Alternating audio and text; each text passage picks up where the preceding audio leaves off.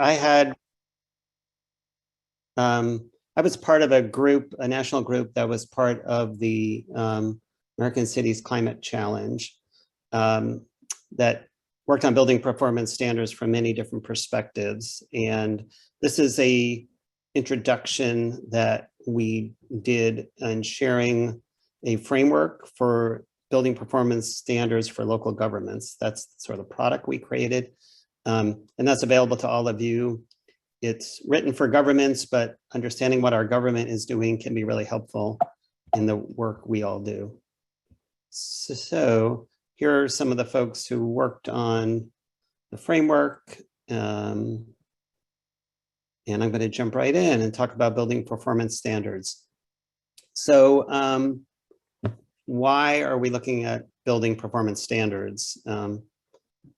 Yeah, I think Patience did a good job of setting some of this up, but we know that buildings expose people to health risks. A lot of our air pollution comes from buildings, and buildings that aren't maintained correctly or built correctly or updated correctly can pose health risks. Sources of greenhouse gas emissions, Nicole probably correct me, but I think in Seattle it's 30 or 40% of our greenhouse gas emissions come from buildings, and we waste a lot of energy. But on the positive side is a building performance standard can do a lot of good things. It can help us decarbonize and meet our climate goals. It can create more resilience with respect to climate, but also with respect to climate events, with respect to earthquakes, with respect to economic events, with respect to health events like COVID, and so on.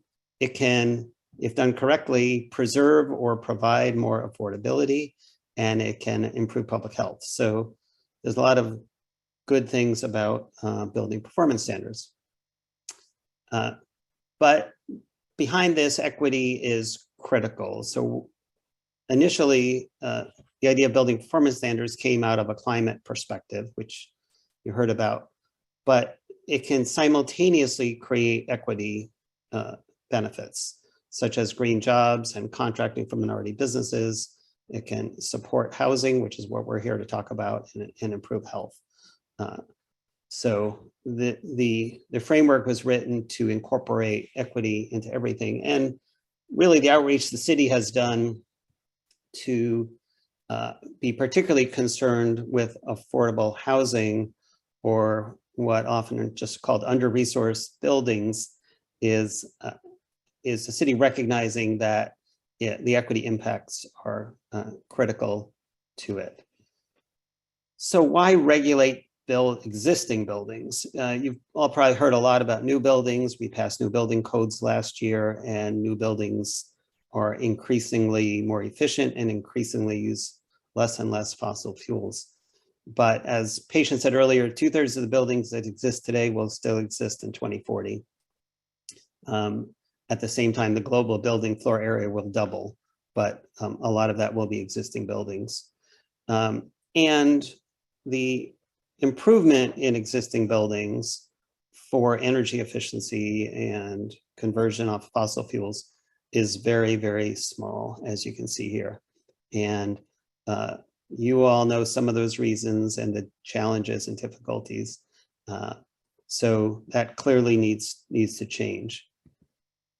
And building performance is one of the ways it can change. So this shows a little bit some of the tools that have been used over time to improve the performance of buildings. In the 70s, I think in this Washington State and Seattle in 1980 was a big moment for building codes when they started to address energy efficiency. And then we had sort of aspirational programs like Energy Star and LEED, which kind of set a higher bar and allowed us to learn more about building better buildings. In the 2000s, cities started embarking on benchmarking policies. So in order to understand where energy was being used, we required it. And Seattle was one of the first cities in the country and is known for having one of the strongest benchmarking requirements in the nation, and sharing of information, and really robust foundation to build on for future work. In the market leadership went to sort of net zero energy or net zero carbon. A lot of folks would prefer to call it, to where, how do we really get our buildings to support our climate goals? And then the next step is going to be these building performance standards, which include equity and environmental justice. And it really builds upon each of these steps and what we've learned in each step, but it brings it to the broadest set of buildings. That's our existing buildings, and will needs to do it in an equitable way. So this shows where building performance and benchmarking exists. You can see Washington is one of only 2 states in the country that has a building performance standard. It is for buildings, someone can help me here, I think it's over 50,000 square feet, large buildings. And it's an energy standard. So it talks about energy use, not emissions and not fuel use. It is starting to go into effect. It's going to affect right now. And Seattle also has, as I mentioned, has a benchmarking standard. But you can see we're in fairly limited company of other cities and states, certainly, that are really at the forefront of this work. So what is a building performance standard? Basically, it establishes targets for buildings to reduce energy use or greenhouse gas emissions. In the mayor's announcement, she mentioned that the city of Seattle's will focus on greenhouse gas emissions. So it includes essentially energy use, and in our case, electrification. How do we get fossil fuels out of buildings and use the clean electricity that we are blessed with? So, and over a long-term time frame, the standards become stricter and stricter, and there's intermediate reporting and compliance periods. And part of what we're going to be discussing in our working on in our project, and you will be advising on, is how does this happen? You know, if building performance standards are going to happen, and the mayor has indicated that's the goal, how do they happen in a way that works for affordable housing, is achievable, doesn't have negative impacts, and so on. But at the end of the day, it requires all buildings to hit a final defined target. And this relates back to the city's climate action plan. If you look at that, we know how much emissions we need to reduce, and how much energy we need to reduce from our buildings. And part of that obviously is existing buildings. So at the end of the day, all buildings need to hit some defined target. Here are examples of some of the cities that have enacted building performance already. You can see the size requirements vary from 10,000 to 50,000 square feet of buildings. What they're measuring, energy versus carbon, varies. What the metrics are, Energy Star is an Energy Star score that is part of our benchmarking reporting, because we use EPA Portfolio Manager, but others include carbon emissions per square foot, or site EUI, which is energy use intensity. And so lots of ways of looking at it. What buildings are covered, most cover commercial multifamily, as is the intention for Seattle. And then there's differences of how the standards are calculated. Some have a very sort of predetermined set of standards. We're going to go from A to B to C to D. Some say we want to reduce by 20% in the first phase, and then reevaluate the next phase. So if buildings fell short for some reason, it could be more stringent in phase 2, et cetera.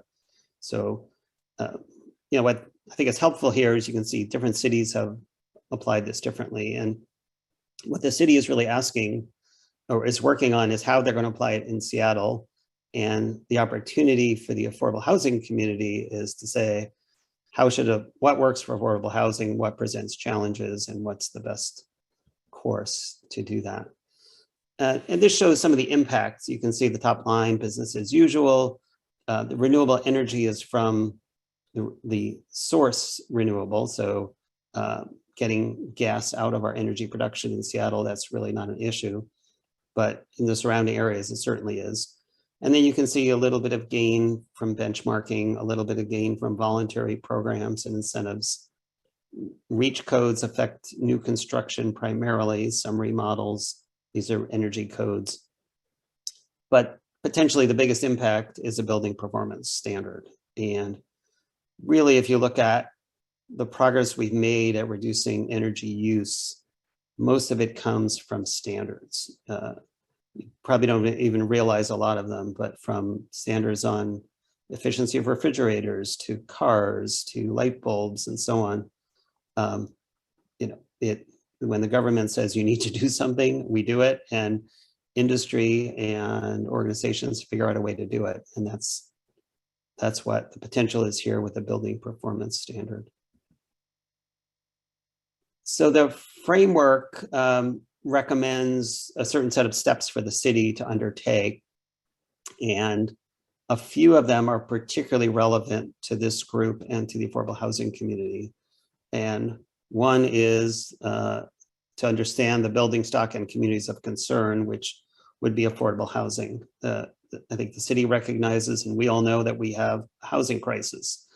We don't want fighting our energy or our climate crisis to negatively make our housing crisis worse. So that's partly where we're tasked with, I believe, I'm speaking personally, is that we want a building performance standard that doesn't negatively impact housing. And I imagine you all agree. So how do we do that? How can the policy be created to allow for that? And then at the implementation level, also, as the community of affordable housing, the affordable housing committee needs to be engaged in the rulemaking and in the details of how a building performance standard could be implemented. So I'm going to keep an eye on my time. I think I'm okay for another minute. Here are some of the steps that the city will undergo. And I think I've touched on some of these, but you can see this is where I think we can, and the city is looking for our input to advise as from an affordable housing perspective.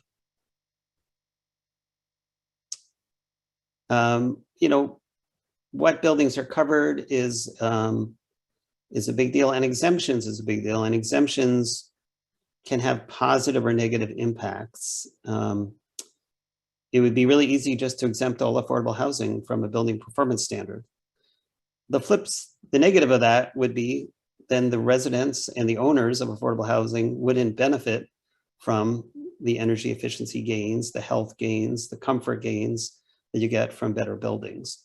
So there may be cases where exemptions are necessary, but I would suggest that what we really want is our affordable housing to be equal to all of our housing, equal or better, and to build into our policy methods that don't negatively impact that housing and the ability to maintain it and provide it.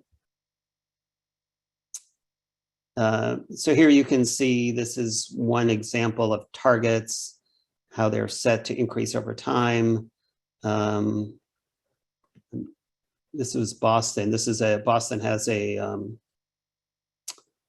climate-based, an emissions-based standard, and they came up with what they thought how the standards would decrease over time. But you can see their goal is to be net zero emissions in all buildings by 2050. Seattle will likely look different than that.